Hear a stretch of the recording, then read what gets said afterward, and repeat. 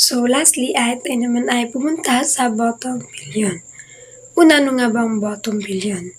Ang bottom billion ay isang konsepto mula sa aklat ni Paul Collier 2007 na tumutukoy sa mahigpit 1 bilyong tao sa mundo na nananatiling lubos na mahirap kahit na umuunlad ang pandaigdigang ekonomiya.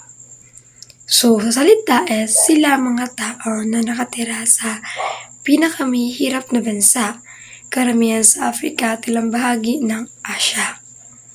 Kadalasan, wala silang sapat na akses sa edukasyon, kalusugan, pagkain, at disenteng trabaho. Ang kanilang mga bansa ay madalas apektado ng digmaan at kaguluhan, masamang pamamahala at korupsyon, pag-asa lang sa ilang likas na yaman. So, meron tayong mga ibang halimbawa ng bottom billion. Una ang Sub-Saharan Africa. So, maraming bansa rito ang kabilang sa bottom billion tulad ng Chad, Niger at Congo kung saan marami ang nakakaranas ng gutom, kahirapan at digmaan. So, naman ay ang Bangladesh. Bago ang Bangladesh noon, bago ito umunlad, kabilang ito sa mga bansang bottom billion dahil sa matinding kahirapan at kakulangan ng oportunidad. Sunod naman ay ang Nepal. Dahil malayo sa sentro ng kalakalan at kulang sa daungan, maraming komunidad dito ang nahihirapan makaangat sa buhay. At lastly ay ang mga bansang may giyera, tulad ng Afghanistan at Sudan. Dahil sa kaguluhan, bumabagsak ang ekonomiya at maraming tao ang hindi makahanap ng maayos na trabaho at serbisyo.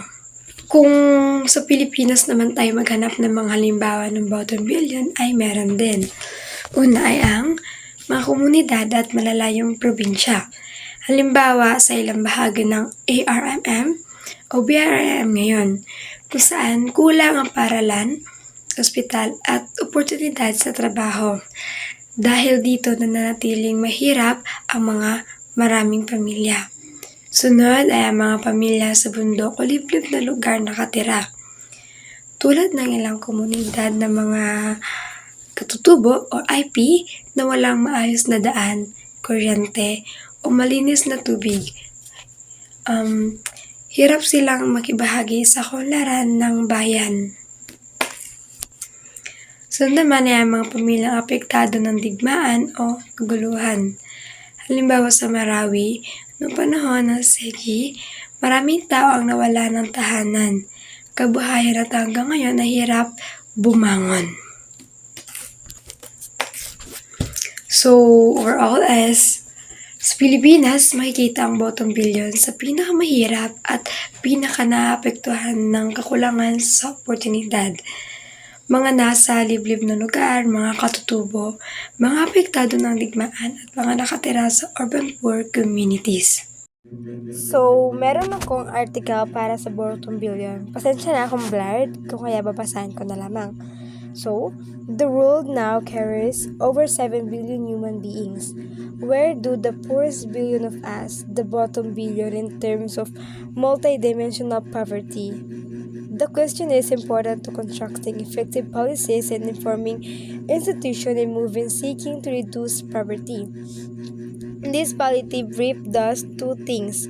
First, it zooms in on the poorest billion based on a multidimensional approach, and second, it goes beyond national aggregates in particular.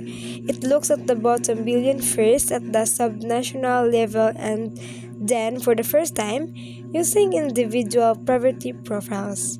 The analysis is based on the Global Multidimensional Poverty Index (MPI), a measure of acute poverty in over 100 developing countries, which includes information on health, education, and living standards, and is published in UNDP's Human Development Report.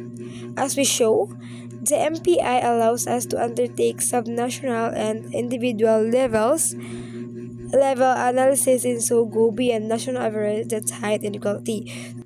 Magpapatuloy pa yan.